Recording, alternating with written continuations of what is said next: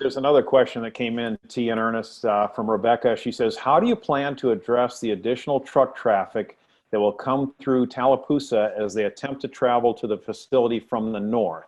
The truck traffic is already heavy, and too many get stuck on the railroad tracks, causing traffic and safety issues.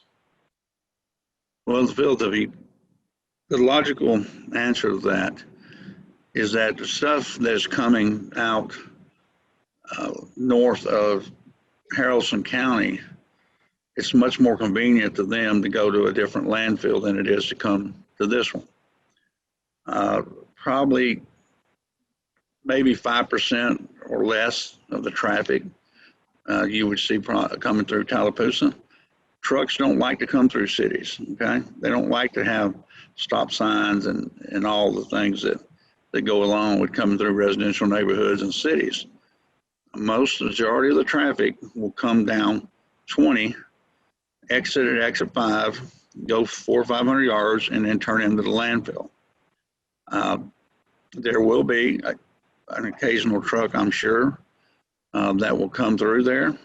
More than likely, the trucks residential trucks, commercial trucks that are currently picking up the waste in Tallapoosa would be most of what would be coming through there.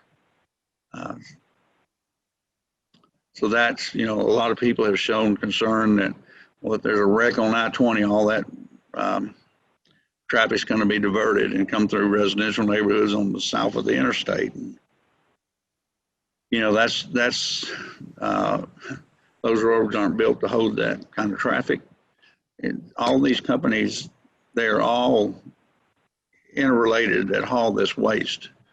And if there's a major wreck somewhere and traffic's backed up everywhere, then they're on talking back and forth to dispatch, and dispatch is rerouting them to a different landfill facility until that opens back up again. Time is money. They have to have so many of these trips a day for the driver to make money and for the companies to make money. They are not going to go off course into residential neighborhoods and drive through small 2-lane roads that aren't capable of holding those trucks. There's a follow-up to that. It says the interstate exchange is already a mess at times with all the transfer truck traffic.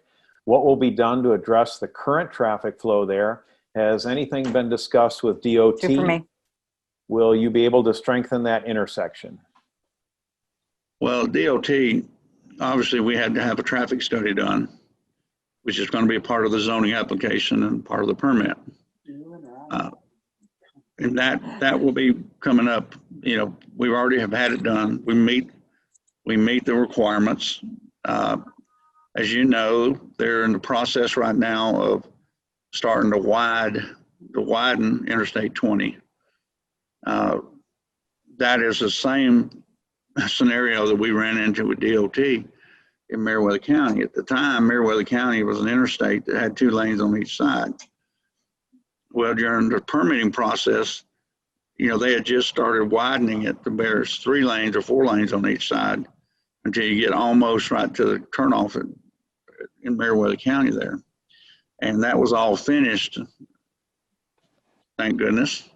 That was all finished right about the time that we opened the facility up. But we're aware of that, and we're going to make sure that we do not have traffic that's going to be competing. In addition to, when we talk about traffic, the road that we're going to be using for the landfill entrance is going to be almost 1.5 miles long. In the older days, what you saw is that traffic would start backing up on the highway because there was nowhere for them to go. When you have a facility like we did in Meriwether County, or like we're doing here, we have long entrance roads, then there's no reason for that traffic to come right off the interstate, go 500 yards and turn in.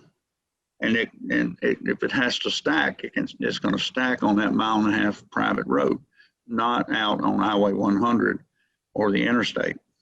So Rebecca did send a follow-up question, and she had asked a question about the interstate exchange. It's already a mess, and she said she didn't think you completely addressed that, and said that particular intersection and the added degradation from additional truck traffic, how will Solid Solutions help or deal with that?